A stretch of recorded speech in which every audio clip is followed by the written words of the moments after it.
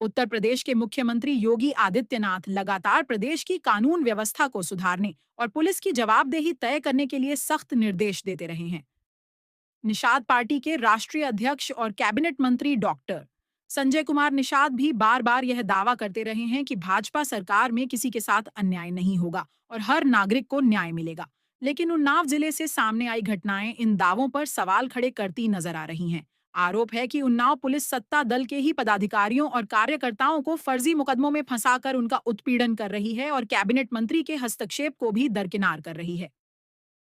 Nishad party के पूर्व जिला अध्यक्ष और सह कोऑर्डिनेटर राम खेलावन निषाद पर गंगाघाट पुलिस ने एक नहीं बल्कि दो दो मुकदमे दर्ज कर दिए। यह तब हुआ जब डॉक्टर संजय कुमार निषाद ने खुद उन्नाव के पुलिस अधीक्षक को पत्र लिखकर और फोन पर अपील की कि उनके पदाधिकारी पर फर्जी मुकदमे दर्ज न किए जाएं। लेकिन अपील को दरकिनार करते हुए पुलिस ने उल्टा कार्रवाई तेज कर दी।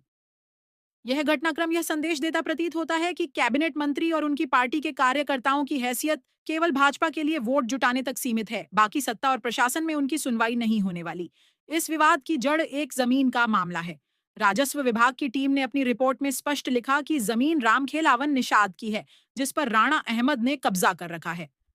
बावजूद इसके जब रामखेलावन ने अपनी जमीन की मांग की तो उनके खिलाफ रंगदारी का मुकदमा दर्ज कर दिया गया। सवाल उठता है कि क्या अपनी ही जमीन के लिए आवाज उठाना अपराध है और क्या मुख्यमंत्री को पत्र लिखना गुनाह है।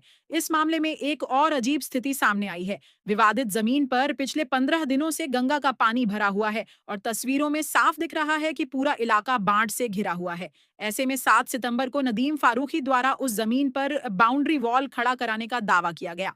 पानी से भरी जमीन पर निर्माण कार्य संभव ही नहीं, तो सवाल यह है कि यह दावा प्रशासनिक मिलीभगत का हिस्सा है या फिर फर्जी कागजों पर खेल रचा गया है। रामखेलावन निषाद का कहना है कि अगर कोई उनके घर या स्कूल में घुसकर मारपीट करता है, लूटपाट करता है और वे उसके खिलाफ पुलिस को प्रार्थना पत्र देते हैं, तो उसे भी अपराध की तरह पेश किया जा रहा है। उनका आरोप है कि पुलिस बार बार फर्जी मुकदमे लिखकर भूमाफियाओं की मदद कर रही है और पीड़ित पक्ष को ही अपराधी बना रही है। इस पूरे मामले में पूर्व उप निरीक्षक जाजमऊ चौकी ने सच्चाई बयान की है। वहीं एक ऑडियो क्लिप भी सामने आया है जिसमें चौकी इंचार्ज विनय यादव पर मुकदमे लिखवाने और खत्म करने के एवज में रिश्वत लेने का आरोप है। ये सबूत मामले को और गंभीर बना देते हैं और यह सवाल उठाते हैं कि आखिर कानून व्यवस्था का पालन कराने वाली पुलिस खुद किस हद तक भ्रष्टाचार में लिप्त है।